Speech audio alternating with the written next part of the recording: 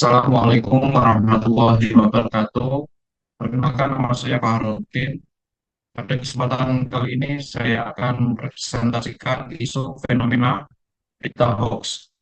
Presentasi ini dibuat guna memenuhi tugas mata kuliah Creative and Critical Thinking di Universitas Insan Citra Indonesia.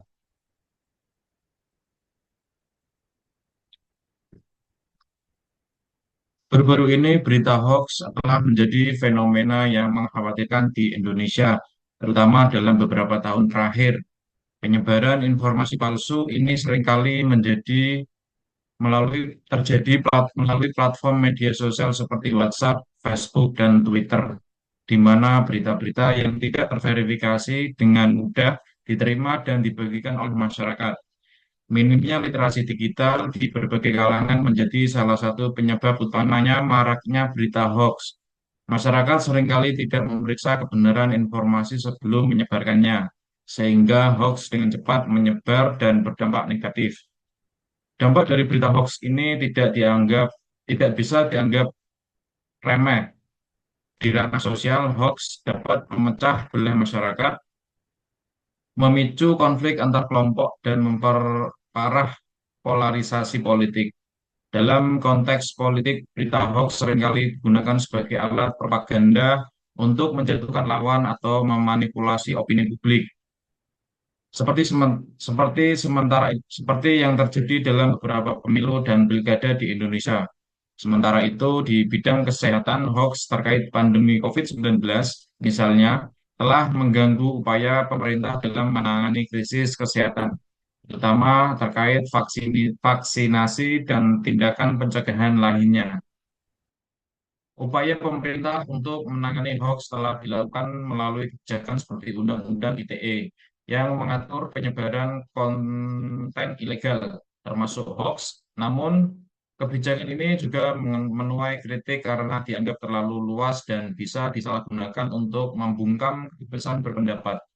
Selain itu, kampanye literasi digital oleh berbagai organisasi dan lembaga masih belum sepenuhnya efektif menjangkau seluruh lapisan masyarakat.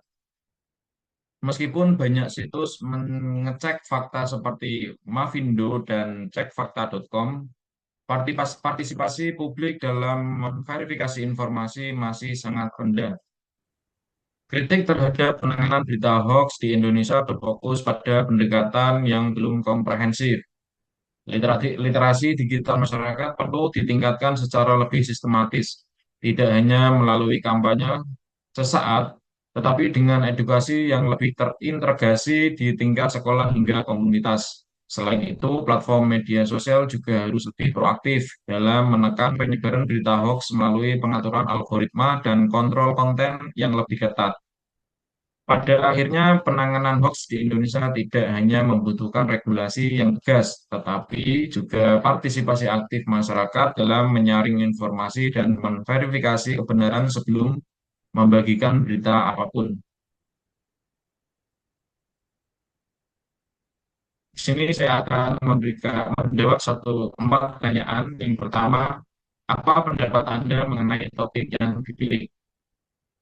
Menurut saya, topik berita hoax adalah pilihan yang sangat relevan dan penting, terutama di era digital saat ini. Hoax telah menjadi masalah serius di banyak negara, termasuk Indonesia, karena kemampuannya untuk dengan cepat menyebar informasi palsu yang dapat mengaruhi opini publik, memicu konflik, dan merusak kepercayaan masyarakat terhadap media dan institusi. Salah satu aspek yang membuat topik ini menarik adalah betapa luasnya dampak hoax terhadap berbagai bidang, seperti politik, kesehatan, dan sosial. Misalnya, hoax terkait pemilu dapat merusak proses demokrasi, sementara hoax tentang kesehatan, seperti yang kita lihat selama pandemi COVID-19, bisa membahayakan nyawa banyak orang. Ini menunjukkan betapa hoax tidak hanya soal informasi yang salah, tetapi juga soal kepercayaan publik, etika media, dan tanggung jawab sosial.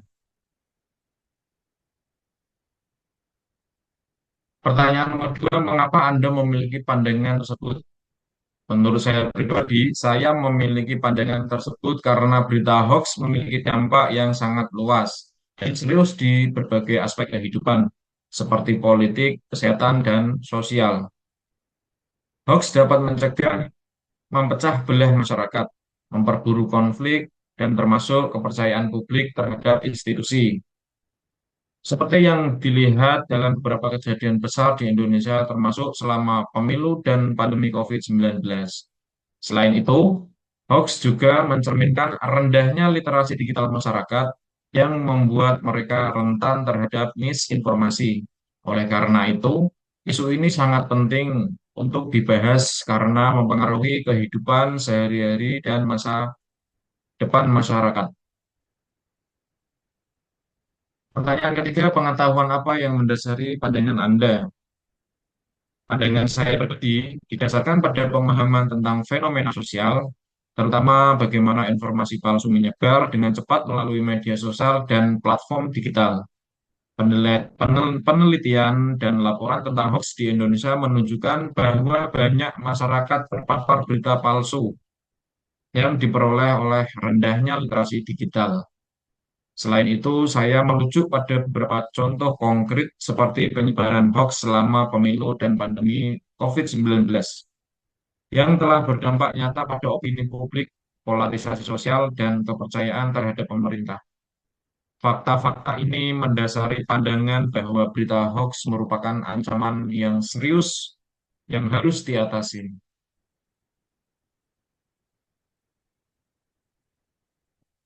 Bagaimana cara dan melihat isu ini? Apakah perlu dilihat dari sudut pandang yang berbeda? Saya melihat isu berita hoax sebagai masalah kompleks yang tidak hanya terkait dengan informasi palsu, tetapi juga dengan perilaku sosial, literasi digital, dan regulasi media. Meskipun hoax sering terlihat dari sudut pandang dampaknya, perlu juga dilihat dari sisi psikologi masyarakat, seperti mengapa orang cenderung mempercayai informasi palsu dan menyebarkannya. Selain itu, sudut pandang teknologi juga penting karena algoritma media sosial turut mempengaruhi penyebaran hoax. Dengan melihat isu ini dari berbagai sudut pandang seperti sosial, teknologi, dan psikologi, kita bisa memahami akar masalah dan merumuskan solusi yang lebih efektif. Demikian presentasi yang bisa saya sampaikan. Terima kasih atas perhatiannya. Assalamualaikum warahmatullahi wabarakatuh.